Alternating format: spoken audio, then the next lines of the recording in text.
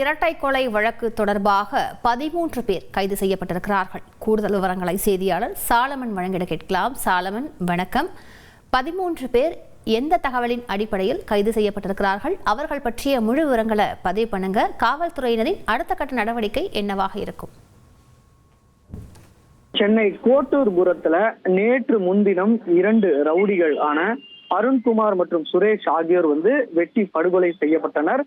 குறிப்பாக இந்த கொலையை 8 நபர்கள் சம்பவ இடத்திற்கு செய்ததாக தெரிய வந்தது. இது தொடர்பாக கோட்டூர்புரம் போலீசார் வழக்கு பதிவு செய்து தனிப்படை அமைத்து தீவிரமாக தேடி வந்த நிலையில இந்த கொலையை அரங்கேற்றிய 8 நபர்கள் மற்றும் அவர்களுக்கு உறுதுணையாக செயல்பட்ட 5 நபர்கள் என மொத்தம் 13 நபர்களை தனிப்படை போலீசார் தற்போது கைது செய்திருப்பதாக தகவல் தெரிவித்துள்ளனர். குறிப்பாக கொலை செய்யப்பட்ட முக்கிய நபரான இந்த சுக்கு காப்பி சுரேஷ் என்பவரும் அவருடன் உறுதுணையாக இருந்த விக்னேஷ், சண்முகம், ஜீவன், ராசுகுத்தி ஆகிய 13 நபர்களை தனிப்படை போலீசார் தற்போது கைது செய்துள்ளனர். கைது செய்யப்பட்ட இவர்களை ரகசிய இடத்துல வைத்து தீவிரமாக தனிப்படை போலீசார் விசாரணை மேற்கொண்டு வருகின்றனர்.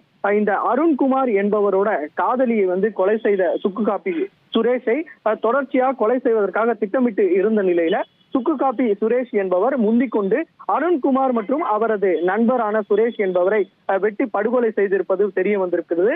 மேலும் இந்த அருண்குமாரை மற்றும் அவரது அண்ணன் அர்ஜுனனை கொலை செய்வதற்காக தான் இந்த கும்பல் வந்திருப்பதும் எதிர்பாராத விதமாக அவருக்கு பதிலாக சுரேஷ் என்பவரை கொலை செய்திருப்பதும் போலீசாரின் முதற்கட்ட விசாரணையில தெரிய வந்திருக்குது.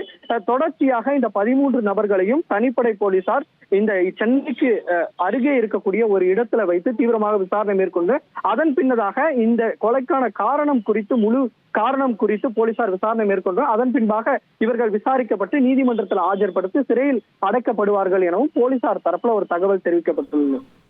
விரிவான விவரங்களுக்கு நன்றி சாலமன். தந்தி டிவியை உங்கள் கேபிள் டிவி ஆபரேட்டரிடம் இலவசமாக கேட்டு பெறுங்கள்.